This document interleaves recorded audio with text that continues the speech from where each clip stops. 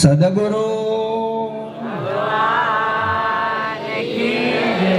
સત્ય સનાતન ધર્મ કી સદગુરુ શ્રી નરસિંહ દાદા પધારેલા હરિગુરુ સંતની આજ કે આનંદ કી વ્યક્તિ માત્રના ઘટની અંદર અત્યારે હાલ હોંકારો આપીને જે જય બોલાવનારો છે એવા પ્રગટ પરમાત્માની પણ જય જય ને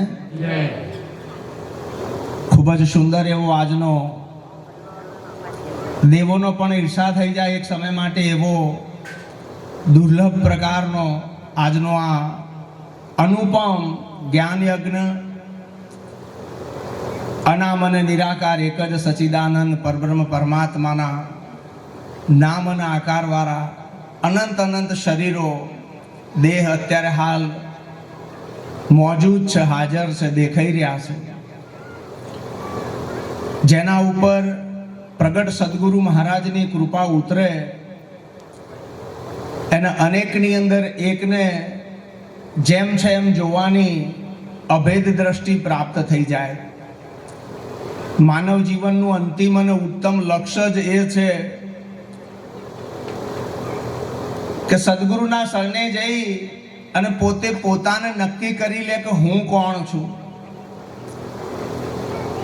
બીજાની શોધખોળ આપણે જન્મથી મૃત્યુ સુધી કરી પણ નીકળ્યું કઈ નહીં, જીવન જતું રહ્યું, વ્યર્થ જવાનું.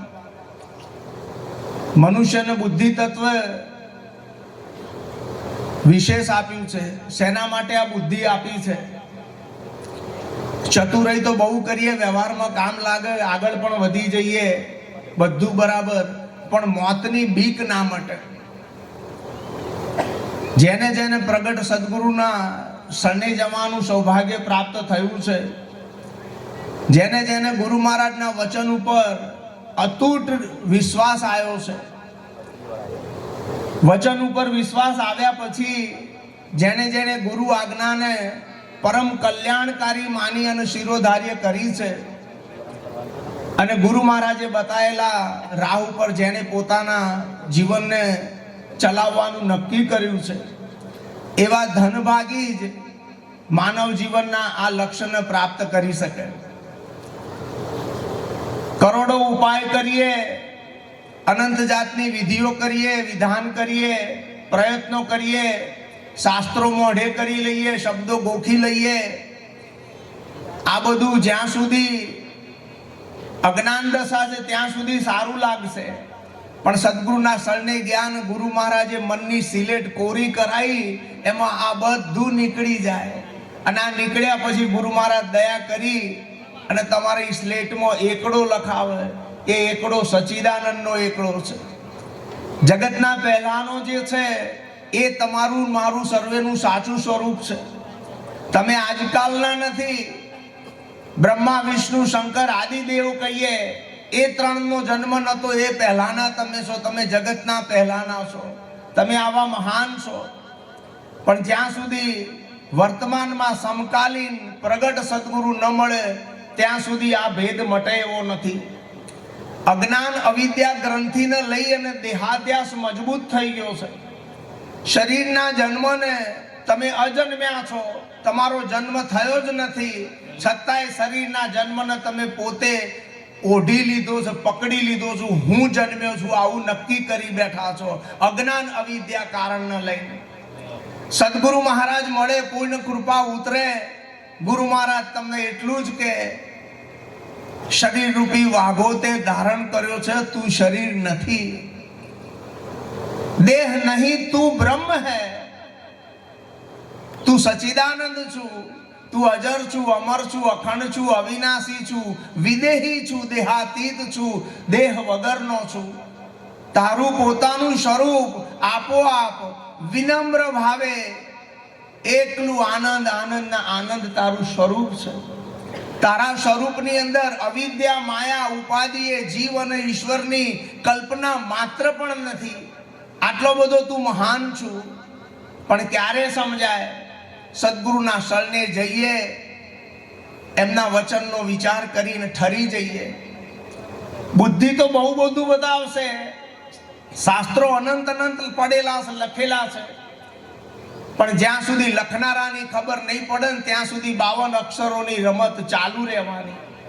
લખનારાની જો ખબર પડી જાય તો પછી 52 અક્ષરોનો આ પ્રપંચ છે, માળો છે, એ છૂટી જાય. 52 તમારું શરીર છે, 52 તત્વ 84 તત્વનું બનેલું આ શરીર કોના આધારે ટકેલું છે? ઘણા પ્રશ્ન કરીને કે 52 કેમ કીધું? મેં કહું 52 એટલે પરાયું, બીજું તમે નહીં એ. બુદ્ધિ હોય તો થોડો વિચાર કરીએ આપણે. આંકડાની અંદર ગુજરાતીમાં બોર્ડ ઉપર 52 લખો. બોર્ડ ઉપર 52 લખીએ આંકડામાં, એટલે પાંચડો ને બગડો 2 થાય કે ના થાય? બોલજો થોડું. પાંચડ બગડ 52 થાય ને? આંકડામાં 52. હવે એને ગુજરાતીમાં વાંચો તમે શબ્દોમાં. 52 એટલે પાંચડો, પાંચડાનો પ, અને બગડો એટલે ર, પર. આ 52 છે એ શું છે? પર છે, પર. અત્યાર સુધી તમે જે હોદ્યું એ પરમાં હોદ્યું છે, શરીરમાં હોદ્યું. કોકે ધ્યાન, સમાધિ, પુણ્યદાન ખૂબ ખૂબ કર્યું, પણ તમારા શરીરને સત્તા કોણે આપી છે? તમારા મનને સત્તા કોણે આપી છે? બુદ્ધિ બહુ તીવ્ર છે, જરૂરી છે બુદ્ધિ, ના નથી કહેતા. જડ ચેતનનો નિશ્ચય કરવા માટે બુદ્ધિ જરૂરી છે, પણ આ બુદ્ધિ જડનો નિર્ણય કરી શકશે, ચેતનને માપવા માટે બુદ્ધિ અસમર્થ છે. સદગુરુના શરણે જઈએ, સદગુરુ કૃપા કરે ત્યારે બુદ્ધિનો પ્રકાશક જણાય, અને જેવો બુદ્ધિનો પ્રકાશક જણાય એ જ સમગ્ર પિંડ અને બ્રહ્માંડનો પ્રકાશક છે, અને એ તમે છો. તમે નાના નથી, લઘુતા ગ્રંથિથી પીડાશો નહીં. જો તમે શરીર ભાવમાં રહ્યા તો અહંકાર, જન્મ મરણ, પાપ પુણ્ય, સ્વર્ગ નરક બધું આવ્યું. હું છે, હું શબ્દ છે. બહેનોમાં પણ હું આવે, અને ભાઈઓમાં પણ હું હોય કે ના હોય? હવે આ હું તમે ક્યાં મૂક્યું છે એની અગત્યતા છે. જો શરીરમાં મૂક્યું તો મા બાપ વાળા થઈ ગયા, જન્મેલા થઈ ગયા, અને તમારું શરીર છે તો મૃત્યુ પણ આવશે ને. અને જો આ હું તમે આ બોલનારામાં મૂક્યું તો આ બોલનારો તો શરીરના પહેલાનો છે. શરીર જગતનો નમૂનો છે તો બોલનારો જગતના પહેલાનો છે. તમે કોણ છો આ નક્કી કરવા માટે માનવ અવતાર મળ્યો છે. સદગુરુના શરણે જઈ ડાપણ નથી કરવાનું, બુદ્ધિના ડખા નથી કરવાના, જાણકારીના દાવા નથી કરવાના, ફક્ત શરણાગત થઈ જવાનું છે. જેને જેને ગુરુ મહારાજનું શરણું લીધું છે એને આ અનુભવ થાય. પોથી પડ પડ જગમુઆ પંડિત ભયાનક કોઈ, 2.5 અક્ષર પ્રેમ કા પઢે તો પંડિત. હા, શાસ્ત્રો ગમે એટલા મોઢે કરી લઈએ, આનાથી જ્ઞાન ના થાય. હમણાં 52 ની આવી, દુનિયાનું કોઈ પણ શાસ્ત્ર હોય 36 સ્વર્ણ 16 વ્યંજન 52 અક્ષરોમાં બનેલું છે. હવે શાસ્ત્રમાંથી તમને માહિતી જ્ઞાન પ્રાપ્ત થઈ જાય, થાય તમે બુદ્ધિશાળી હો, બધું કંઠસ્થ કરી લો, મોઢે કરી લો, પંડિતની જેમ, પોપટની જેમ બોલતા થઈ જાઓ. પણ અવાચ્ય બ્રહ્મ તત્વ છે, જે પરમ તત્વ છે, જેને નિર્વાણ કહ્યું, અક્ષરાતીત કહ્યું, શબ્દાતીત કહ્યું, મનાતીત કહ્યું, આ પદની અંદર વાણીનો પ્રવેશ જ નથી. ખોટી મજૂરી ના કરશો તો કે કરવાનું શું? એક જ કામ કરવાનું છે. મોઢાવાળા બોલાવજો, 2 હાથવાળા તાલી પાડજો. અહીં બધા મોઢાવાળા અને 2 હાથવાળા મોજૂદ છે ને? બરાબર બોલજો. જેણે શરણું લીધું સદગુરુદેવનું, જેણે શરણું લીધું સદગુરુદેવનું, છોડી દીધું અંતરનું અભિમાન, જો છોડી દીધું અભિમાન, જો જેણે શરણું લીધું સદગુરુદેવનું, જેણે શરણું લીધું સદગુરુદેવનું. સદગુરુના શરણે જઈને અહંકારને મૂકી મૂકી દો. આટલી પહેલી ને છેલ્લી શરત છે. તમારો અહંકાર ગયો, તમારું જાણવાપણાના દાવા ગયા, તમે નિરહંકારી રહ્યા. તમારું પોતાનું અહંકારનું શીશ જાતે કાપીને ગુરુ મહારાજને સોંપી દો, નવરા થઈ જાઓ. જેવું તમે શીશ મૂક્યું, તમે સચ્ચિદાનંદ, મૂકનારો રહી ગયો, શીશ ગયું. જાણકારી શાસ્ત્રોની, શબ્દોની, ગમે તેવી દેવી દેવતાઓની, જન્મ મરણની કોઈ પણ જાતની જાણકારી તમારા શીશમાં હતી. આ શીશ જાણકારી વાળું જ્યારે સદગુરુના શરણે મૂકી દીધું, પછી મૂકનારો એકલો રહ્યો. આ મૂકનારો કોણ છે? એ જ સચ્ચિદાનંદ, એ જ પરબ્રહ્મ પરમાત્મા. કૃષ્ણ ભગવાને 18 અધ્યાયની અંદર ગીતાનું જ્ઞાન આપી અને અર્જુનને જગાડ્યો છે. શેમાં જગાડ્યો છે? આપણે કૃષ્ણ ભગવાનને માનતા હઈએ તો શંખ, ચક્ર, ગદા, પદ્મ, પીળા, પીતાંબર, મુખ પર મોરલી ધારણ કરેલા ચતુર્ભુજ નારાયણ અમને સદેહે દર્શન આપ, આવા ભાવમાં જીવીએ છીએ કે ભગવાન અમને દર્શન આપે. અર્જુન અને કૃષ્ણ જ્યારે કુરુક્ષેત્રના મેદાનની અંદર પહેલા દિવસે રથ લઈને ભગવાન સારથી બન્યા ગયા, એ વખતે અર્જુન કૃષ્ણ ભગવાનના શરીરના દેહને જોતો હતો કે નહીં? છતાંય એનો શોક અને મોહ બે મટ્યા નતા. ભગવાન સન્મુખ હતા તોય ત્યાં ભગવાને 18 અધ્યાયની ગીતા કહી અને એને પોતાના આત્માનું જ્ઞાન આપ્યું છે. હે અર્જુન, તું શરીર નથી, શરીરથી તું જુદો છું. શરીર આદિ ને અંત કહેવાય. એક સમય હોય અને બીજા સમયે ખોવાઈ જાય. પછી આની અંદર બ્રહ્માથી લઈ અને કીડી પર્યંત ગમે ત્યાંનું શરીર હોય, એ આદિ અંતના ડબ્બામાં પેક છે. શરીરની વાતો નહીં કરવાની. સમગ્ર પિંડ અને બ્રહ્માંડનો જે આધાર છે, ચર, અચર, સ્થાવર, જંગમ, વ્યક્તિ, વિરાટ, વૃષ્ટિ, સમષ્ટિ, પિંડ અને બ્રહ્માંડ, આ બધાનો જે આધાર છે એ તું છું. તું છું, તું સ્વયં, તું આવો મહાન છું. કેમ તું તને નથી ઓળખતો? કોની વાતમાં આવી ગયો? કેમ તારો દેહાદ્યાસ મટતો નથી? હજી તું જાગેલાના શરણે ગયો? આપણો દીવો, જ્યાં દીવો પ્રગટતો હોય ત્યાં જઈએ તો પલવારમાં પ્રગટે કે ના પ્રગટે? અને બુજાઈ ગયેલા કોડિયાઓ જોડે બેહી રહીએ બાધા રાખીને, તો આપણો દીવો પ્રગટે ખરો? તો અવતારો, તમારો અહંકાર મૂકી દો. ધનભાગી છો તમે બધા. કરોડો જન્મની જેની પુણ્ય પાકી હોય ને, તારે પ્રગટ વર્તમાનમાં હાજર સમકાલીન સદગુરુનું શરણું પ્રાપ્ત થાય. 30,000 જાતના સંપ્રદાય દુનિયાભરમાં ચાલે છે. બધાનો રસ્તા જુદા જુદા, કહેવાનું જુદું જુદું, શબ્દો જુદા જુદા, રીત જુદી જુદી, બધું બરાબર. પણ આ કશુંય પ્રગટ સદગુરુના ઈશારાના જોડે આવે એવું છે? સદગુરુનો એક ઈશારો તમને પકડાઈ જાય. એક શબ્દ ગુરુ દેવ કા તાકો અનંત વિચાર, થક ગए મુનિજન પંડિતા વેદ નહીં પાવે પાર. ब्रह्मा थकिया, विष्णु थकिया, थकिया शंकर शेष, गीता जी को जहां गम नहीं वहां मेरे सदगुरु का उपदेश. सदगुरु નો ઉપદેશ આટલો બધો મોટો. પંડિત ના કરશો, પોતાના છેતરવાના ધંધા ના કરશો. શું જાણો છો? જેટલું જાણવામાં આવે એ બધું માહિતી જ્ઞાન બીજું હોય, તમારા વગરનું હોય, એનું તમને જ્ઞાન થાય. તમારું તો તમને ધ્યાન આવી જાય, અને તમારું ધ્યાન તમને આવ્યું એટલે જાણવાપણાના દાવા છૂટી જાય. તમે નથી એનું બીજાનું જ્ઞાન થાય, અને તમારું તો તમને ધ્યાન આવે ને. તમે કોણ છો? તમે પોતે જ થોડુંક હળવેકથી લઉં. આપણે બધા છઈએ તો ખરા ને મારા વાલા? બોલજો હો ભગવાન, ના બોલાવું ડાયરેક્ટ જ. હા, આપણે બધા છઈએ. આપણે કોણ છઈએ? અરે તમે કોણ ને ક્યાંથી આવ્યા કહેજો અમને વાત રે. તમે કોણ ને ક્યાંથી આયા કહેજો અમને વાત રે.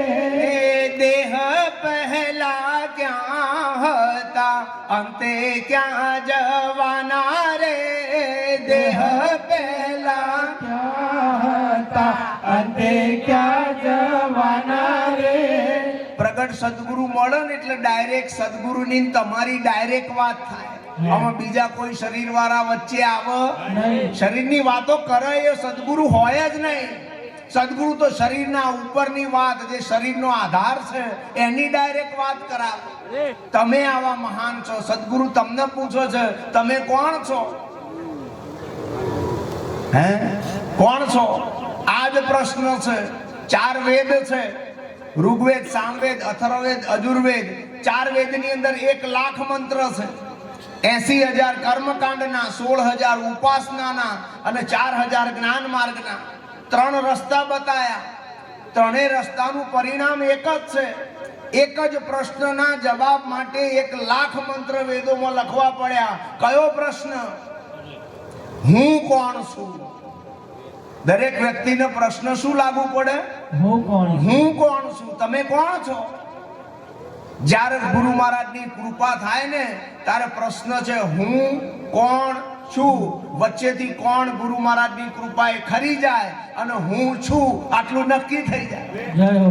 આમાં લોબુ કશું નથી કરવાનું, વેદ વાંચવાના નહીં, ઉઘાડા પગે જાત્રા કરવાની નહીં, કોઈ વાત શરીર જોડે નખરા તો કરવાના જ નહીં. તમે જ્યાં છો જેવા છો એવા બરોબર છો.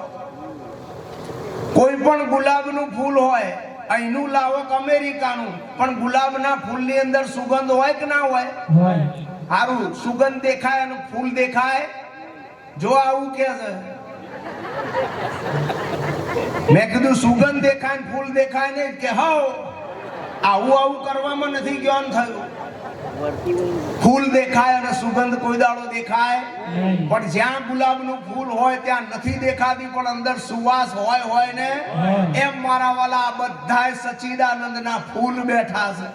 આ જેટલા બેઠા એ બધા ફૂલ ને ફૂલ. અને એની સુવાસ છે માટે આ બધું રડિયામણું લાગે છે, નહીં તો કશું આમાં હારું છે નહીં. આ કોની સુવાસ? સચ્ચિદાનંદની. આ એને લઈને બધું રૂડું રૂપાળું લાગે, નહીં તો અભડાવાની બીક લાગે. અરે આ જો કદાચ કોઈ વ્યક્તિ અત્યારે હાલ નથી કહેતા ગુજરી ગયા, મરી ગયા અને અહીંયા મળદું પડ્યું હોય, કોઈ અડવા જાય છે ના. અને અડી જાય છે કે નહીં લેજો કે છે ને, હા. તા અભડાઈ જાય એવું છે. આ હારું કોને લઈને લાગે છે? સચ્ચિદાનંદ મોજૂદ છે, હાજરા હજુર છે ને. છે. તમે સચ્ચિદાનંદ છો, તમે શરીર નથી. આ દિલીપભાઈએ ચશ્મા પહેર્યા, કાઢીને બતાવું નક્કી થાય. આ ચશ્મા દિલીપભાઈએ પહેર્યા, દિલીપભાઈ કોઈ ચશ્મીશ કેક ના કે કે હે? હારું, દિલીપભાઈએ ચશ્મા પહેર્યા એટલે દિલીપભાઈ ચશ્મા બની ગયા? ના. બને ખરો? ના બને. હારું, આ ચશ્માને મારે ઉતારીને કોકને આપવા હોય તો આલી શકું કે ના આલી શકું? હા. આ ચશ્મા આપી દઉં એટલે હું નવરો ને, હા. ચશ્મા વગરનો ને, હા. પછી મને બરાબર હુજે નહીં ને. હે, આ ઉદાહરણ છે. હા. હનુમાનજીએ ગદાને ધારણ કરી માટે ગદાધારી કહેવાયા. હનુમાને ગદા ધારણ કરી, હનુમાન ગદા નથી બની ગયા. હનુમાનજી જુદા ને ગદા પણ જુદી. જુદી. એમ હનુમાનજીના દેહને આત્માએ ધારણ કર્યો છે, આત્મા દેહ નથી બની ગયો. અરે જેમ ચોનલા ને ટીલા ને ટપકા ને બધું કરવા મળ્યા સમજણ વગર. તમારું સ્વરૂપ અનાદિ મુક્ત છે. શરીર તો તમે ધારણ કર્યું છે. ધારણ કરનારો ધારણ થનારી વસ્તુથી જુદો હોય. આ ચશ્મા પહેરનારો દિલીપભાઈ ચશ્માથી જુદો ખરો કે નહીં? ખરો. બરાબર. એમ આ શરીરને ગુરુ મહારાજ ના ત્યો તમે વાઘો કાઢીને ઉતારીને આપી દો, પછી આલનારા કોણ? આમે સદગુરુના શરણે ગયા પછી જ્ઞાન મેળવવા માટે પહેલી ને છેલ્લી એક જ શરત છે, તમારું તન, મન, ધન અને અહંકાર કરતું શીશ. તન, મન, ધન અને શીશ સદગુરુને સોંપી દેવાનું છે. એટલે જે તમે નથી એ બધું તમે આપી દીધું અને આપનારો રહ્યો કે ના રહ્યો? ગયો. તમે પકડતા નથી, પકડજો થોડું થોડું. આ શિવા દાદાએ ના કીધી એટલે મારે નહીં બોલાવાય, પૂછાશે નહીં બહુ. 5 જ મિનિટમાં થઈ જાય એવું છે. મહાવીર ભગવાનને એક જણાએ પૂછ્યું કે પ્રભુ બહુ શાસ્ત્રો ને બહુ બધું આત્મા વિશે લખેલું છે, બધું અમારી જોડે આટલો સમય છે નહીં. નહીં, એક વાક્યમાં અમને બધું પરાપારનું જ્ઞાન કહી દો. મહાવીર ભગવાને કહ્યું, લખી લે કે પરમોથી ખસ, પરમોથી બસ. પર એટલે 52, પર એટલે 52. 52 એટલે શરીર આવ્યું કે ના આવ્યું? આવ્યું. એટલે કે શરીરમાંથી ખસ, પરમાંથી ખસ, સ્વમાં વશ, અને આટલું કરો તો બસ. મેલી દઉં હવે. આટલું જ છે, હકીકત તો આટલી જ છે. એમને સમય થયો તો આપણે એ પ્રમાણે હે થઈ ગયો. ખૂબ ખૂબ ધનભાગી છો. અમને જ્યારે જ્યારે શિવા દાદા એમ કે નરસિંહ દાદાના આ પ્રોગ્રામમાં દિલીપિયા તારા આવવાનું છે.